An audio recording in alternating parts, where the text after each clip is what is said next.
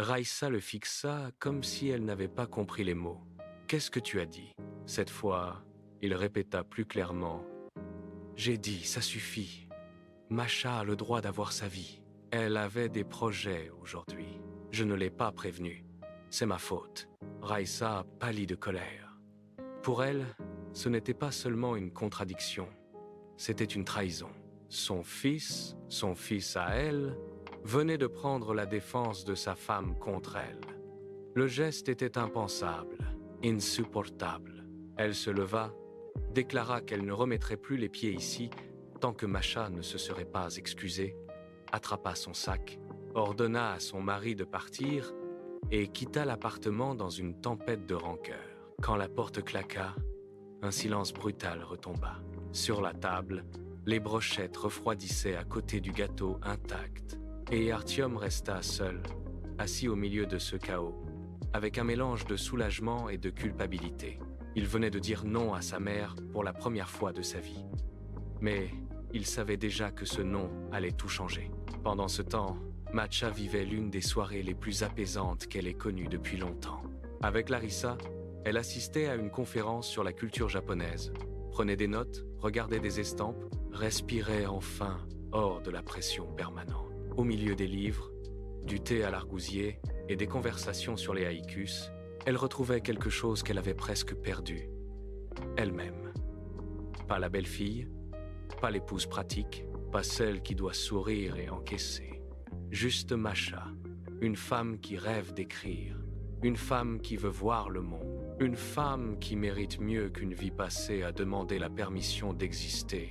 Quand elle rentra ce soir-là, vers 10h, elle trouva Artyom seul, assis à la table de la cuisine, devant ce repas qui n'avait servi à rien. Il avait l'air vidé. Elle comprit aussitôt que quelque chose s'était passé. Il lui raconta tout, les reproches, les cris, les ordres, et surtout, la phrase qu'il avait prononcée. Je lui ai dit d'arrêter. Masha resta silencieuse un moment, puis elle demanda calmement. « Et maintenant ?» Artyom la regarda, sincèrement brisé par la prise de conscience. Il lui avoua qu'il avait eu tort, qu'il aurait dû la prévenir, qu'il aurait dû la protéger depuis longtemps, qu'il avait laissé sa mère entrer dans leur couple comme si c'était normal, qu'il ne mesurait pas tout ce qu'elle endurait. Et pour la première fois, il ne cherchait ni excuse, ni justification. Cette fois, Masha le crut. Pas complètement, pas encore, mais elle entendit enfin quelque chose qu'elle attendait depuis des mois. Une responsabilité assumée. Elle lui dit alors la vérité, tout entière.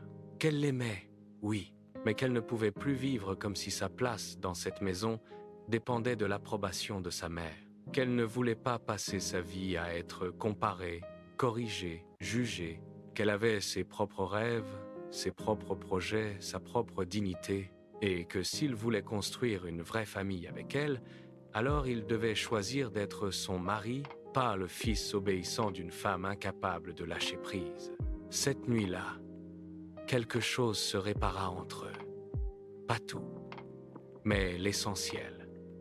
Les jours passèrent, puis les semaines. Raissa Ivanovna attendit des excuses qui ne vinrent jamais. Elle appela la famille, raconta sa version, se posa en victime, accusa Masha d'avoir volé son fils. Mais pour la première fois, Artyom ne plia pas. Lorsqu'elle finit par l'appeler elle-même, furieuse, exigeant des excuses, il lui répondit avec un calme qu'elle ne lui connaissait pas. Il aimait sa femme, il avait choisi sa famille, et si elle voulait faire partie de leur vie, il lui faudrait respecter Masha. Pas de cris, pas d'insultes, pas d'humiliation. Raissa en resta sans voix. Elle qui avait dirigé tant d'années ne reconnaissait plus son propre fils. Et, pendant qu'elle s'enfermait dans sa fierté, quelque chose de beau recommençait à vivre dans le petit appartement de Tula. Masha s'inscrivit à des cours de japonais. Son cahier se remplit d'idéogrammes maladroits, de mots nouveaux, de fragments de poèmes.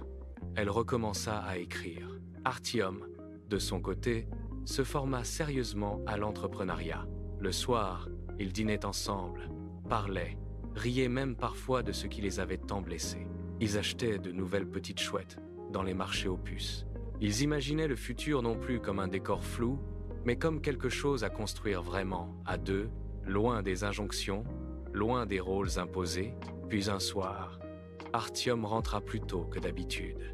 Masha était assise à la table, entourée de livres de japonais, ses cheveux relevés à la va-vite. Il lui tendit une enveloppe et lui demanda de fermer les yeux. À l'intérieur, il y avait 2 billets. Destination, Tokyo. Départ, avril, au moment de la floraison des cerisiers.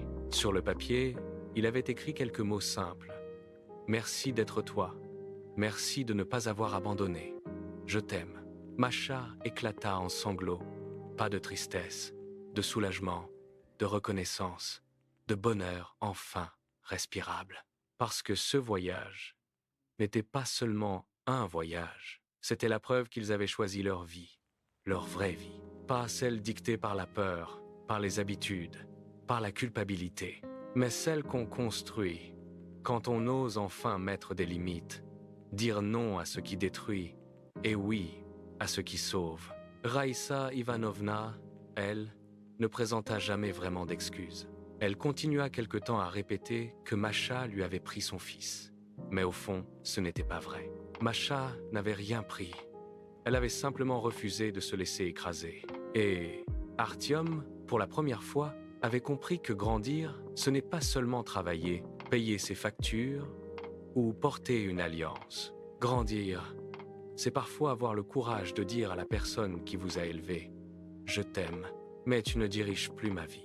Et c'est peu être ça, au fond, le vrai tournant de cette histoire. Pas la dispute, pas la porte claquée, pas même le départ de Masha. Ce jour-là, le vrai tournant, c'est le moment où 2 personnes comprennent qu'un couple ne survit pas grâce au silence, mais grâce au respect, grâce aux limites, grâce au courage de se choisir l'un l'autre, même quand cela déplaît à ceux qui pensent avoir tous les droits. Dans leur cuisine modeste, entre un dictionnaire japonais, quelques figurines de chouettes et des projets griffonnés sur des feuilles volantes, Masha et Artyom commencèrent enfin à vivre comme ils l'avaient rêvé. Libres, imparfaits, mais ensemble. Et pour la première fois depuis longtemps, Masha se dit qu'elle n'était plus en train de survivre dans la vie de quelqu'un d'autre. Elle était enfin en train de vivre la sienne.